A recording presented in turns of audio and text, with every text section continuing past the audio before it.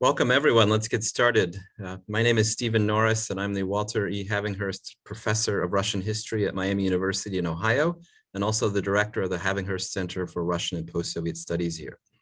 This is the first event in our Focus on Ukraine series, as well as the first event of the fall in our ongoing Creative Horizons collaboration. Creative Horizons is an ongoing collaboration with Arizona State University's Meilkian Center and the University of South Florida's Institute for Russia, European, and Eurasian Studies, one that spotlights art and artists in the former Soviet world. The series so far has featured Victoria Lamasko, Vladimir Siesler, Shabolis Kispal, Yermina Takinova, Katerina Babkina, and Alyssa Loshkina. Today we're joined and are happy to be joined by Yevgenia Belorusets. She is a Ukrainian writer, artist, and photographer who lives between Kyiv and Berlin.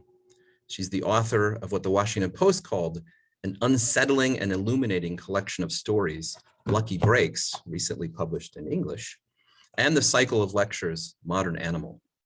Her photographic work has been shown at the Ukrainian Pavilion at the Venice Biennale in 2015 and again this year. She's a member of the Hudrada Curatorial Collective and co-founder of Pro Story, a journal for literature, art, and politics. Yevgenia is joining us live from Berlin today. Thank you for joining us, Yevgenia. We're happy to have you here. Thank you very much for inviting me. So let me begin, of course, with the war. Russia's war on Ukraine has dominated the headlines this year. And of course, the Ukrainian successes over the weekend have provided some hope, but also reminded us that the war continues. In fact, just this morning, NPR here in the United States featured Ukrainians who had lived in the occupied regions recently liberated by Ukrainian armies, telling their stories on the radio of the Russian invasion and the behavior of Russian troops.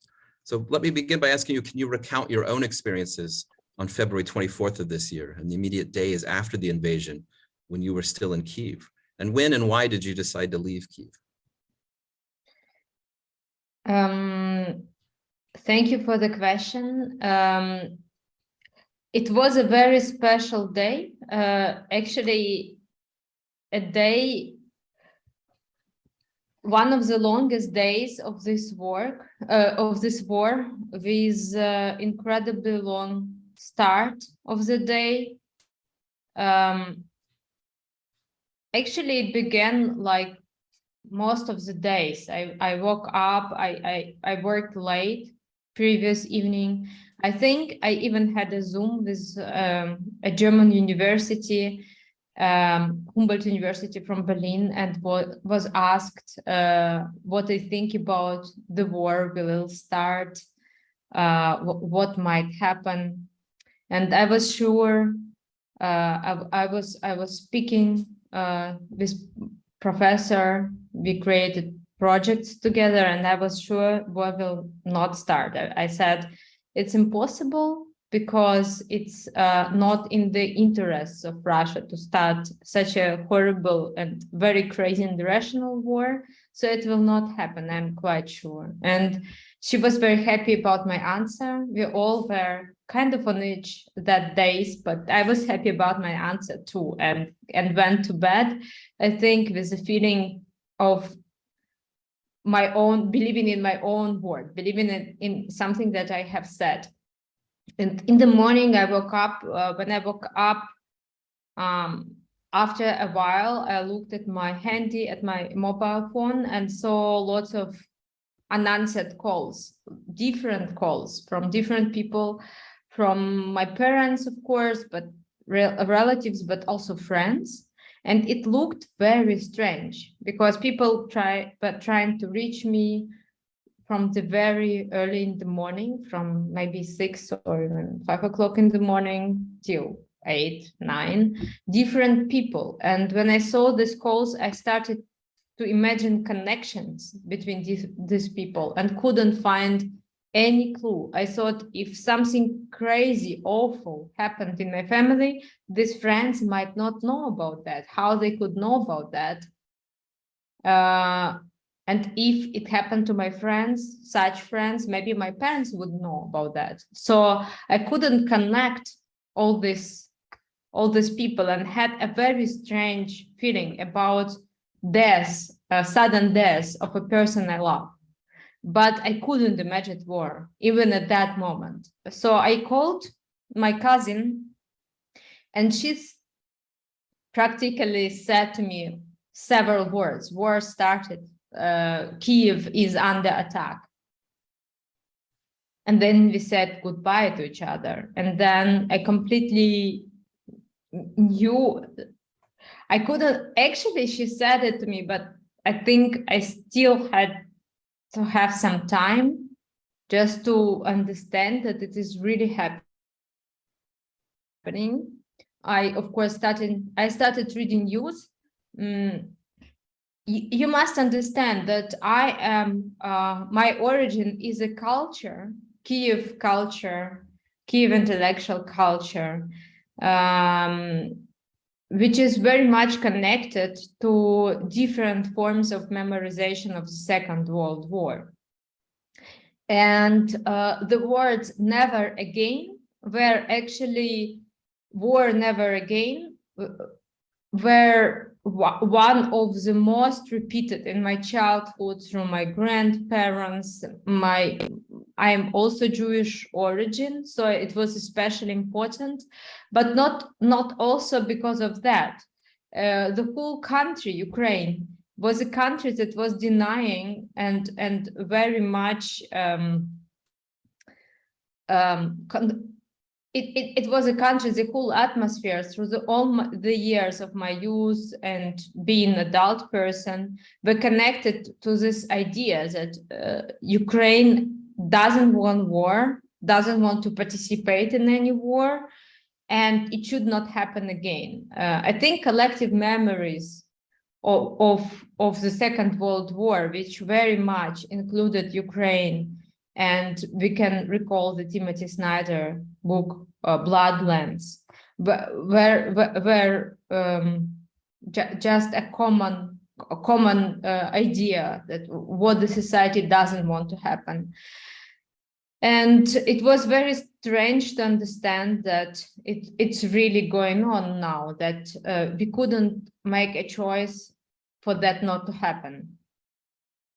It was happening with us. It was not our choice, not a collective choice, and it is still happening. It was very strange to acknowledge that. And one of the choices you made after the initial shock was to begin a diary on that day, on February 24th, and also start taking photographs, which we're seeing on our screens, cycling through here. And collectively, the photographs in the diary chronicled eventually the first 40 days of the war up till April 4th. In it, in the first entry, you note that you wrote each entry as if it would be the last one. You wanted to provide specific experiences from the ground. And as a historian, it interests me very much that you were conscious of documenting your own feelings for posterity from the outset. So looking back on this diary, what stands out to you about it and your experiences? And maybe more specifically, one of the central questions you ask throughout the diary is how you remain an artist at a time of war. So what answers did you come up with? How do you remain an artist at a time of war like this? Maybe I will just say to you that I doesn't remain an artist. I wasn't understanding myself as an artist in that moment. I was invited by German magazine Spiegel to write an analytical article, maybe about what is happening at the first day. And at that day, I was quite sure that even so, it is happening now, full-scale invasion, new wave of invasion, because the war lasted since 2014, but it wasn't anything like that. I was invited to write something for them, and even I could write in my native language and they would translate it maybe, but then we exchanged during the day what it could be, what the text could be, and the editor of Spiegel proposed to me just to start writing in German and to write my impressions of what is going on. I was sure that war like that cannot last more than several days, and I thought, and that day was so long in my impression of the day, because in this first day happened different phases of the war happened. till 1 o'clock at the day, everything in the city was functioning as usual. And after this, after 12 or 1 p.m., all the shops, cafes, everything was getting closed before my eyes. So I saw like the whole city was getting closed, and not just doors were closed, but lots of places were closed like for years, with some elements to protect windows from theoretical attack, bullets and explosions, closed. And they not just looked closed, but they looked abandoned, like within several hours. And the city was changing so quickly at that day and so intensively that I thought actually about one text in the morning. Then when I saw this process of changing, I wrote another text in my head. And then in the evening, when I got any moments to write, because we were visiting the places, shelters to hide from explosions at that day, and looking for places when we could hide. Some of my friends and my parents who are not so young, so they needed maybe more comfort. And the whole day was, I couldn't find really a moment to write, but I was constantly thinking, what should I tell? And in the evening, it was again a completely different text that I started writing. And when I was writing in German, this first text, I actually suddenly understood that it is a huge freedom to write not in your native language, to create, to gain some distance from events through the language and through the energy you invest just in formulate anything in a language that doesn't belong to you entirely. And I started writing and wrote this first entry, but I doesn't think that my goal was to remain an artist at that moment. I think I wanted to become a witness, not only somebody who is under the pressure of circumstances, just living through the circumstances, but somebody who through different instrument of a distance is witnessing about these circumstances immediately. To someone who could, I was appealing to international audience. My idea was to write not to people who are around me, because I didn't want to discuss what I was thinking with them immediately, or not directly, because I thought that everyone,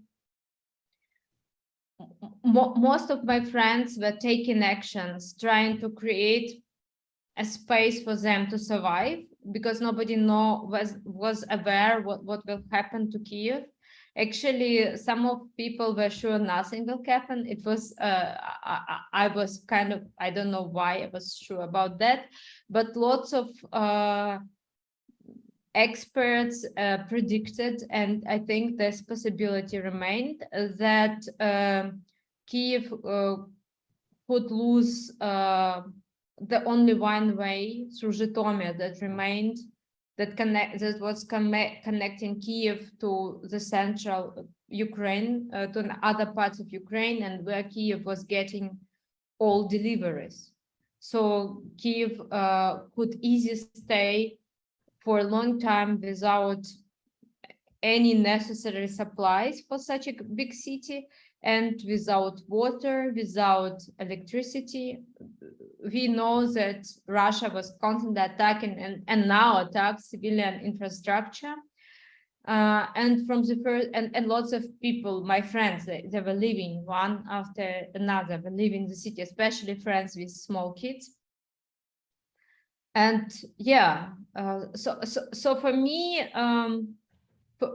staying in the city and creating photographical series, meeting people, and writing was actually,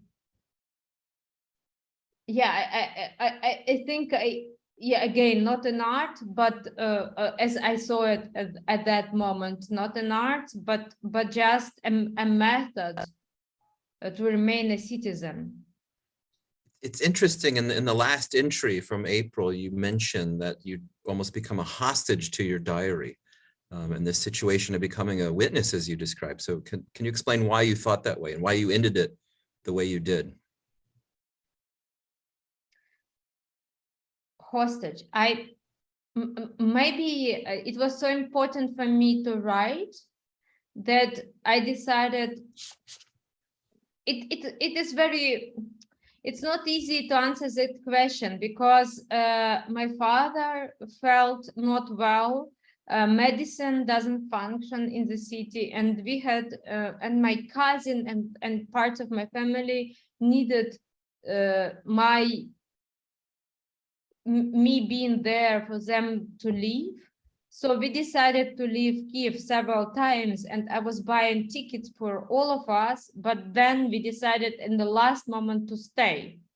Not only because I was writing, of course, but because my parents didn't want to leave Kiev. Other parts of families then decided not to leave. And it was changing constantly.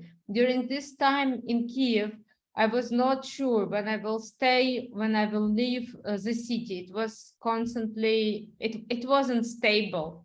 But also, strangely, I got very, at the end, I got very tired, exhausted of writing because my writing was very much connected to the idea fix, maybe that the war will stop and my last entry will be the last moment of that war. And it wasn't happening. Not only that, war became a form of life. War became a huge different reality that was spread like an air everywhere.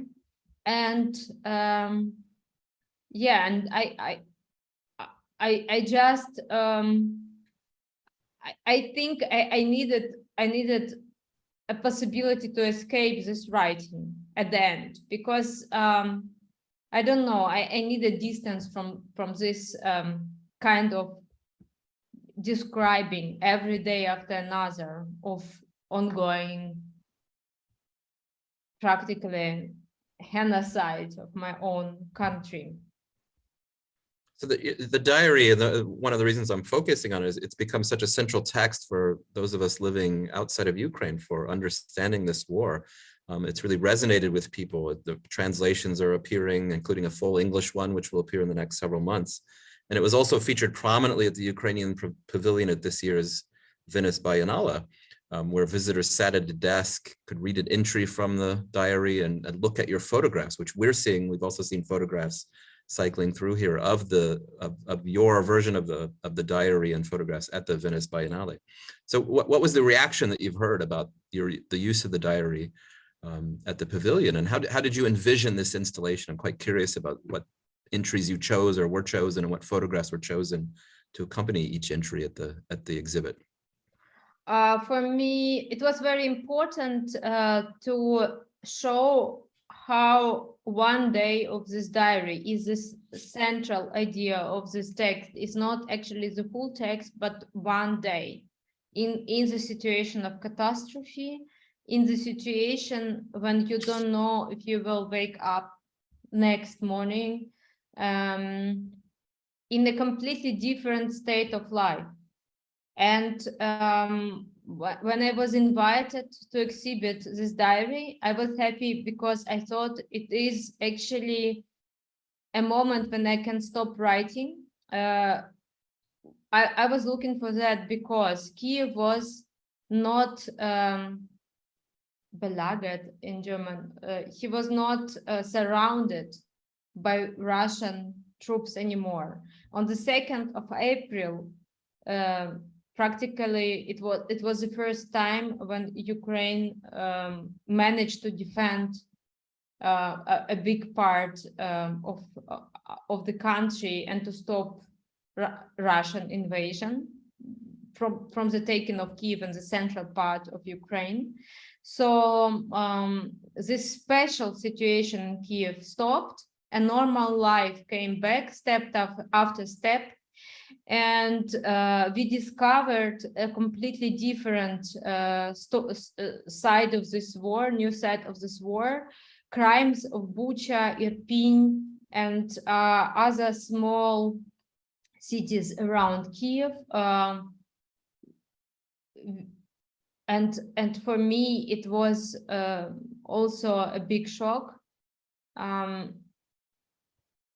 which I was trying to describe in my last entries, or if I couldn't do it, I at least tried to show it in my last photographs.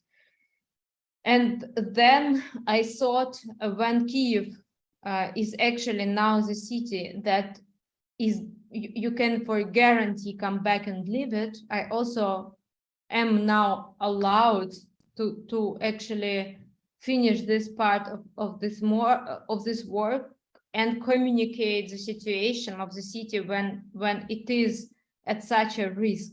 I couldn't even believe that I was going through all of that, this endless nights without sleep. I was not sleeping for weeks properly, not even one night, because it was you can hear in your apartment explosions, then sirens were coming and going, and there were practically no sleep for weeks for me in the part of Kiev where I was living. At least that was like that. And I decided to show this diary. Actually, for me, I even didn't know at that moment if I'm stopping writing. Maybe I will start writing again systematically, or I will just end it, make a last point and end it at that moment. But my idea, and you see it on this photograph, was to show one day, to show one day in one small space. In this case, a table became the space, and this table is repeating actually the sizes of one of my working tables in my apartment. And to give the visitor the idea of course, you cannot show what it's like to live and to survive under these circumstances. Also, I think there are lots of different experiences even within one city, and every city in Ukraine has a different biography in this war. But yeah, I still was sure, and it was important to emphasize this one fragment of life that suddenly got a completely different meaning in other circumstances. It's a good segue to my next question. That is the idea that every city in Ukraine has its own biography in this war, in part because your photography has documented the war from its beginning in 2014, when Russian forces occupied Crimea and the subsequent separatist war backed by the Russian government in the Donbass. You traveled to these regions. They became the basis of your collection of short stories, Lucky Breaks. You visited war zones. You listened to people tell stories. So how did those affect your short stories? And what short stories are real, with quotes around it, I suppose, that is based on actual stories? And how did you alter them for the purposes of your fiction? Which is a way of asking the genesis of this, the Lucky Breaks, your turn toward short story writing. Yeah, thank you for the question. I went to Donbass in 2014, and actually I went, I decided to go there because war for me was not understandable. What is it? And I was very much angry with propaganda that developed largely developed around Maidan revolution from the Russian side, interpreting Maidan, and then around the war and the first stage of Russian invasion in the Donbas. And I was angry not only with Russia, but also with Ukraine, with Ukrainian vision of Donbas that was also not really its own vision, but more a response to a Russian propaganda, which was presenting eastern parts of Ukraine as pro-Russian, pro-Soviet, nostalgic parts of Ukraine that doesn't want to belong to Ukraine anymore, and therefore they are ready to fight Ukrainian illegal government. And Ukraine pictured people from eastern regions as potential betrayers and as people who sentiment an awful Soviet period, awful state. That means that people might also be kind of awful. And not understanding what is freedom, not understanding what the values of human rights. And I knew that it is not true because I was always interested in workers' movement, maybe interested in leftist thinking and theory and leftist theories all my life. And I knew that workers' movement in Donbas in eastern Ukraine was very important for Ukrainian independence, that there were a lot of protests at the end, last years of Soviet era and at the beginning, last years of Soviet era, close to the 90s, huge protest movements in Donbas, and which were very important and crucial for the whole political ideas in that region, and that workers supported independence of Ukraine and actually voted, more than 90% of them voted for the independence in Ukraine during the national referendum, big votes where the independence was actually discussed and decided in the whole countries. So I couldn't believe, and I was ashamed that I knew this region so bad, this part of my own country, and I decided to go there. And I was connected to a trade union activist, and we traveled. I cooperated with one of the trade union activists who actually stayed part of the time in the under Russia controlled city of Ukraine, and then he managed to leave, and we decided to go to visit cities on Ukrainian part, but close to the war zone, on the edge of the war zone in Donbas, and we were traveling together, and it was actually a big discovery for me. It was I discovered a very interesting Ukrainian region with its own tradition, and also I discovered that people were managing at that very strange war that Russia started with Ukraine, even to protect their own cities from the war, through proceeding their war, through not letting Russia soldiers and agitators to invade mines and to destroy mines, which would make thousands of people, practically of men, thousands of men otherwise would just get no work anymore, and would be able to join some paramilitary groups. And I discovered self-organization of many cities like Lysychansk, for instance, which was occupied, and I hope is in the process of getting freed right now. So the people from these areas were just not letting Russia to invade their mines, and they could proceed working, even not getting any salaries for the time when it was occupied.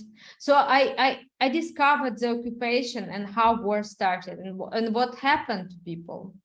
And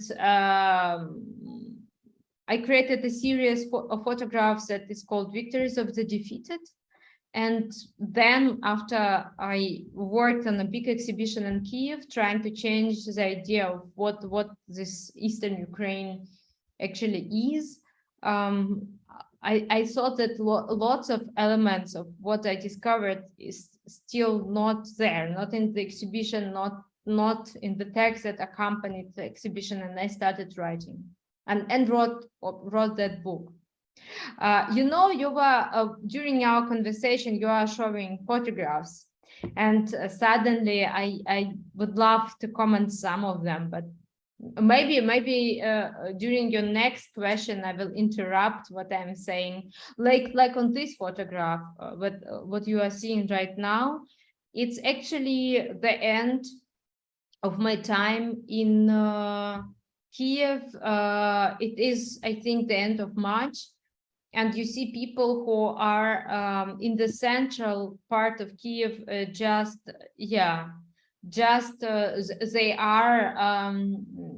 they're visiting the one of many stores that are open now, and you can grocery stores and just other stores when you can buy food in the center of Kiev, and they are during, maybe it is daytime, 1 o'clock or 2 p.m. And when they visited this store, the sirens just announced that Kiev might be under fire, and they don't know what to do. They decided to leave the store, but they stay in between this very dangerous, actually, in the case of explosion, glass elements. They are not living for hours. They're just spending time in there, almost outside, waiting that the signal will come that it is not dangerous and they can go home and just go through the streets. And it is very strange when you cannot plan anything for your day, because anywhere when you are, you can start hearing sirens or even explosions, and then you have to hide somewhere. So people were not planning long walks for a very, very long time in Kiev. They were just trying, most of people, not all of course, but they were trying not to move far away from home and not to go shopping. I raised my eyebrow when you said something about interrupting with photographs, because my next question, the last one I'll ask before we take some audience questions, is about your photography. And specifically, what has struck me looking at your photographs is how little text you include with them, very little identification. It's kind of up to the viewer to determine what they are, how they fit into the subject of whatever photographic work you're documenting. And how in Lucky Breaks, they often come without any identification, and they therefore bleed the line along with the stories between fiction and reality. And you've even said that every document is partly a lie. And this is especially true of documentary photography, which only ever conveys a small part of reality. So can you maybe elaborate a little bit on this, and also maybe speak to whether or not there's a danger in mixing the real and unreal and truth and fiction? I don't think it is a danger. Maybe danger is,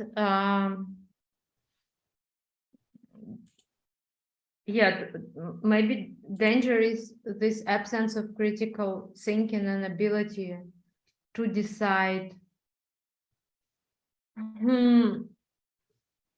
Ability to look critically through the text and images that we are seeing. I think, I think that in the book Lucky Breaks, you can see two photographic series. One was taken in Kiev, and it is called War in Park.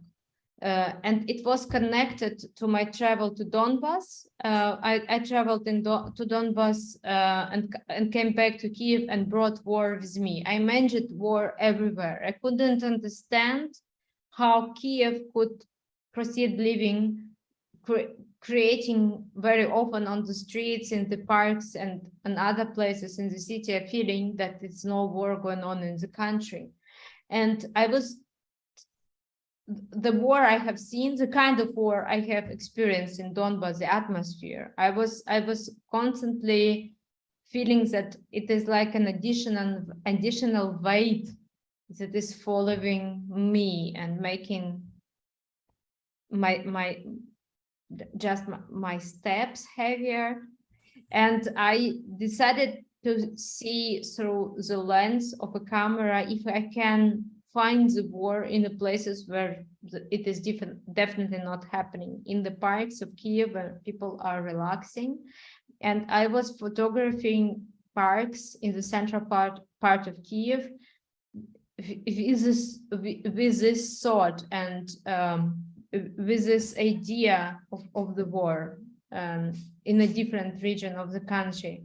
And then I decided and discovered that it actually can be that reality photography, documentary photography. Of course, it was always that I always believed in it, but then during this project, I even more I was practically discussing it with myself and with viewers, how your imagination is creating reality, is projecting reality when you are studying it with photography that claims to be objective, because you cannot control everything that is happening on the street when you are photographing. Of course, lots of elements of reality that you cannot control and that is not fitting your image of it are making its way into the image and showing itself on the photograph, or on every photograph. So I was looking for that, and it was all my stories actually in that book and this series are about a conflict of different reality, of realities that we are imagining for ourselves or creating for ourselves, and realities that are interacting or maybe destroying them. When society is undergoing a big catastrophe or a big change, and you want not to see it, but still exist in it, it's happening, for instance. And I think Ukrainian society was so much hating the war and didn't want war to happen with them that lots of people, especially in the eastern Ukraine, created and felt for different irrational or mythological explanation of a violence that they are witnessing.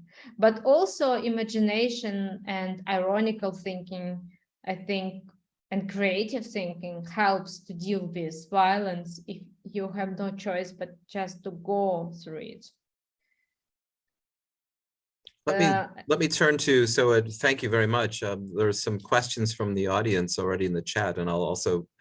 I know that was not the direct answer to a question, but it is just, I was just trying to, speak on different. No, it was a very good answer.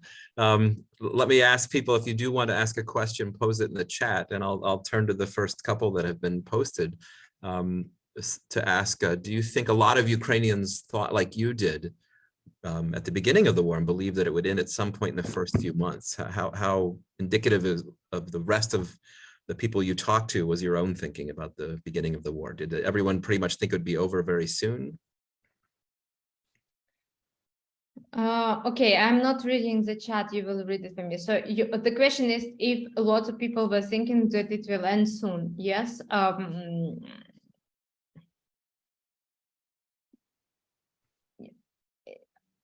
I think Yeah. I wish my English would be better and I could express more, but I think that if you are in the situation you cannot control in such a large scale, then actually magical thinking is a lot in a game, what I have seen in my society. So you can only imagine the end of the war. You cannot be sure. You don't know about the future. You cannot read the future, of course. No, nobody can. And all the experts also cannot. So you can find any voice you want. You can find a voice that will tell a war will end in 2 or 3 weeks, in 2 or 3 days, or in 2 or 3 years, or in 2 or 3 decades. And it is still today like that. So you cannot actually, in the situation of such a war, you cannot make any real plans because you don't have answers to a very important question, what your life will be like in a short period of time. Of course, every living person don't know its future, but in the war, even if your city is not in danger, which is interesting because lots of cities of Ukraine, Western Ukraine, also now central Ukraine, the capital of Ukraine, are kind of protected from Russian attacks and are not under attack constantly, but still people who are living in these areas, they are in a completely different situation than any European or any American.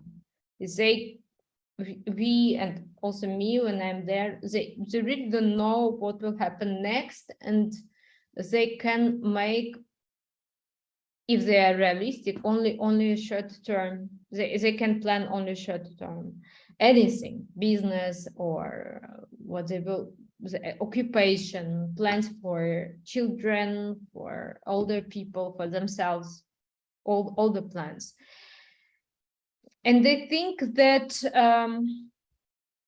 within this short-term reality that it is only you have is short-term planning, you are trying to include in this short-term planning most important most important elements of what you want that will happen. And I think that for me, and not only me, but lots of people were thinking at the beginning of the war that it will end soon, naturally, because you are in the situation when you can only plan for 2 weeks forward, and even that not so easy.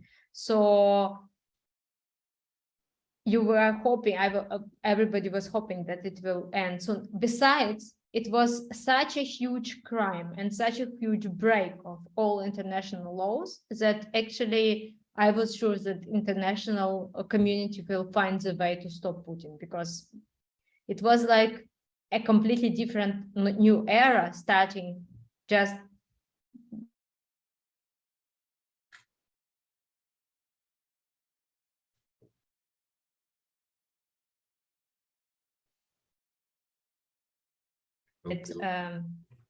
you paused for a second there. It was like a punch in the face of the whole world, and that would we just look at it and look at it to happen and to proceed. I couldn't believe in that at that moment. But now I think everything is depending on the international support of Ukraine with weapons in the first place, but also economical support that will help Ukraine to survive. And the fall of Russian Putinist regime will mark the end of this violence and of this war. I don't think that Putin can leave and not stay a president and not investing in this project, the project of him. project of destroying Ukraine or recreating this imperium he imagined where Ukraine is a very important part of it. So the second question from the audience member, and the reason I've paused on this photograph is essentially to explain this photograph. Who is this young woman in this colored jacket who may appear in other photographs? The audience member is asking, and this seems like the most artistic photograph of the bunch. Was this an installation that she described, or that she made, or that you helped make? So tell us a little bit more about this one. Yeah, no, I was not helping to do anything in this photographic series. I was really observing. This young woman is Ukrainian designer who stayed in Kiev during this siege of Kiev, this very dangerous time. And I met her by coincidence because she lived not so far away from me. I met her on the street and she told me that she has having a nervous breakdown.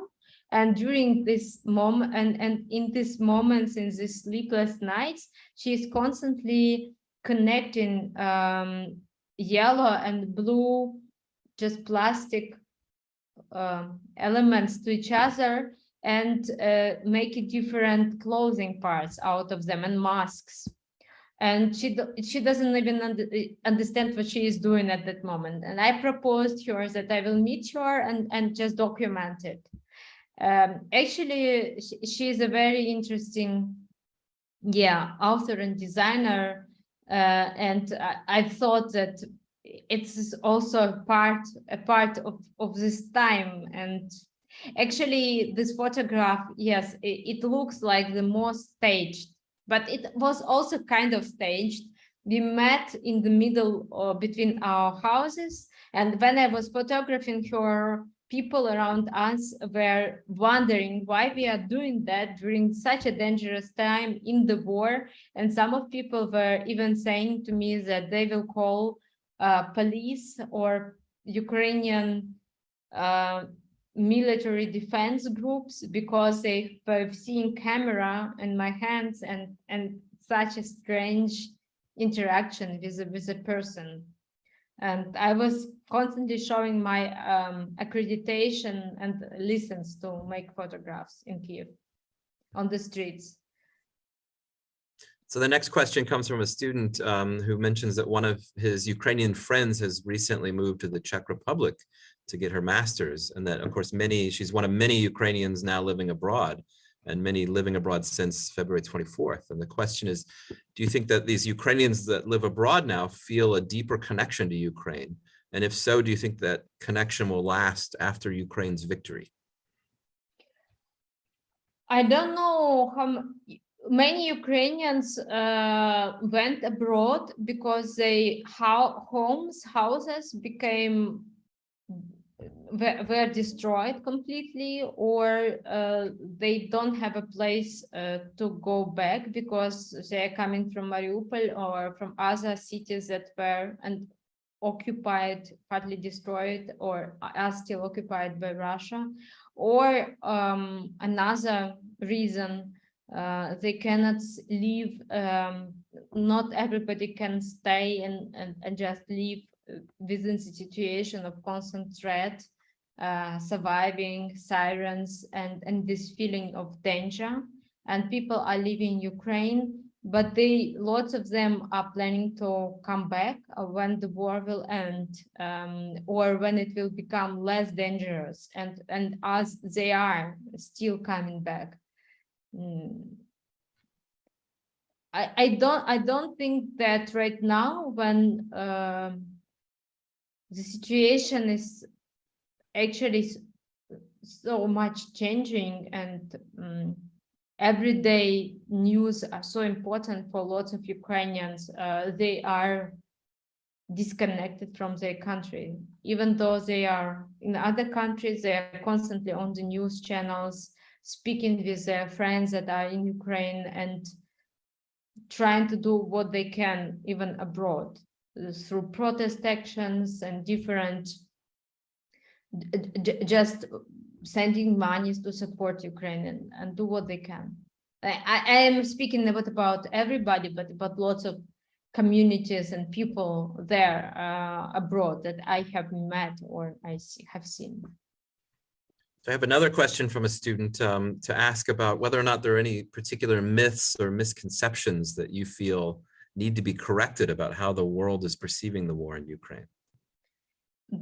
Lots of them, because it is also informational war, as you maybe know, and maybe the most important idea is that Russia is very dangerous, and we should find a way to make peace with Russia, because the war with Russia is dangerous for the whole world, and Ukraine cannot win because nobody can win over such a superpower. That is one of the very dangerous, one of the many lies and dangerous myths that are spread to make it impossible to solidarize with Ukraine and to weaken solidarity and powers that are stopping this crime. So a related question, students in a class that's attending today on Monday heard a very good lecture about the role of religion in the war and how the Orthodox Church and religion in general is being weaponized in this war, especially by the Russians to extend their dominance over Ukraine. So what's your sense of how Ukrainians are understanding religion now and using it to understand their own experiences at war? I think Ukraine is more religious country than Russia, actually, and Russian Orthodox Church was very represented in Ukraine.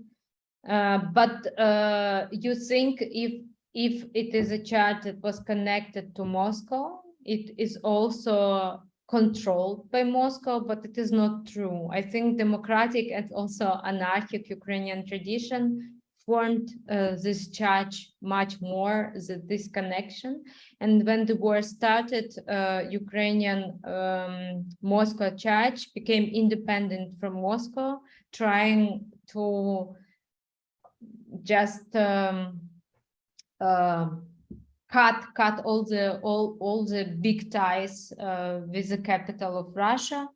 And actually I have heard from different of my friends good experiences even with this church. I'm not speaking about Ukrainian church. What church was doing during the war, and what I have seen with my own eyes in Kiev, I can tell you what I have seen, that Ukrainian church, but like also so-called ex-Moscow church, Orthodox church, both churches were supporting citizens of Kiev, creating places where they can hide and live, opening their doors for Ukrainian military to train, for military doctors to have their own master classes and trainings in the churches, with the hope that the church might not be attacked. Church actually was not ignoring the war and cooperated a lot with citizens in Kiev to support them. And that's true. And not only about Ukrainian so-called Orthodox Church, but also the church that was connected to Moscow Orthodox. So we probably have time for one more question, and there's a good one in the chat from a colleague at Arizona State University. She says, Yevgenia, thank you very much for coming to speak with us and for your incredibly moving and brave work. You've begun framing for us a catastrophic traumatic event that we're all still processing. And she wonders if you could speak about the types of support that's helpful for Ukrainians in this difficult time, and what would you like to see happen more in Western universities and cultural institutions? How can we help, in other words? Thank you very much for inviting me again, and for this interesting conversation and deep questions. I think actually all the processes that are happening now are,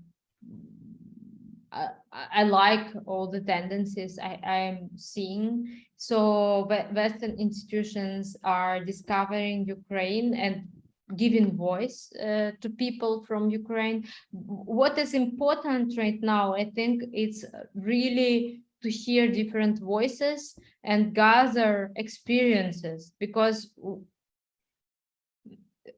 it's a huge tragedy for lots of Ukrainians. And what is important is, I think, to be heard and actually to gather as more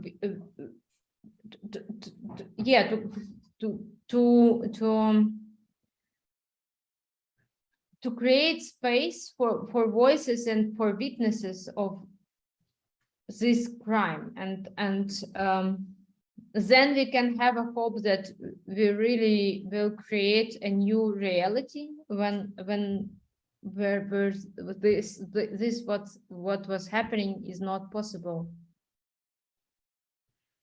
Let me say to audience members, for those who haven't looked at Yevgenia's photographs yet, or read any of her stories, or read her diary, that a simple Google search, Yevgenia Belorusets, will turn up all of these sources, including her own homepage, where all of her photographic works are displayed. Of course, Lucky Breaks is well worth the read. Thank you so much, Yevgenia. We've learned so much from you today. We continue to learn so much from you. We appreciate your time. It was nice seeing you, and questions were interesting. Thank you.